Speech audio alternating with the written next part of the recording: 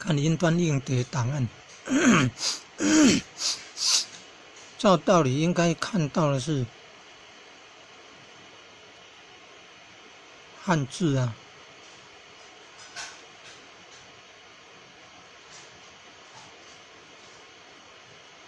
还在跑，就档案比较大的还在跑。哦，有的档案1.5 MB， 5登会员这么大的庞大的档案，但是出现了怎么是乱码呢？不要担心，来，请看右下角，按右下角这个笔的图案，就可以看到正常的汉字。按右下角笔的图案，终于可以看到正常的汉字了。这才是我们想要看到的。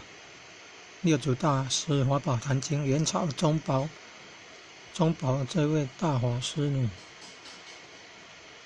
中宝是一位出家人，在广州光孝寺就以前，六祖从那个寺会内人队隐居15年，也有说5年的。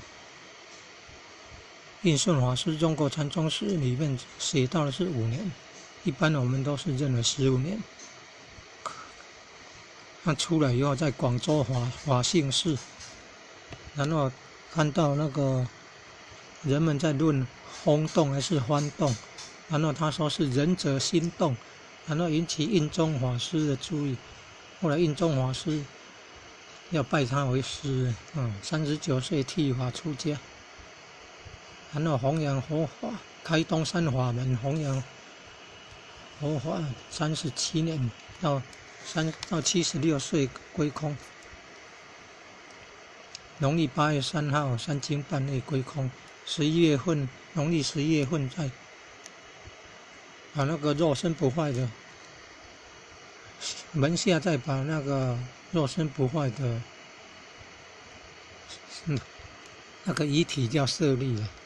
舍利本来意思就是遗体，出家人的遗体，再迁回到北方哦。潮汐南华禅寺，慧能生前，六祖生前就是在那个潮汐山宝林寺，古代宝林寺，后来就是南华禅寺，在那边修行教徒众，教育徒众。他曾经被地方官要围聚韶州刺史围聚，请到大城比较城区嘛，从山区请到那个市区啊，市区叫韶州，现在可能叫韶关了。韶州大梵寺，大梵天王的梵起，古代的印度梵文梵，大梵寺说法，还有他的弟子法还记录下来。那后来还有跟教育徒众有接引徒众的机缘等等的相关的事迹就加上去，然后才形成六祖坛经。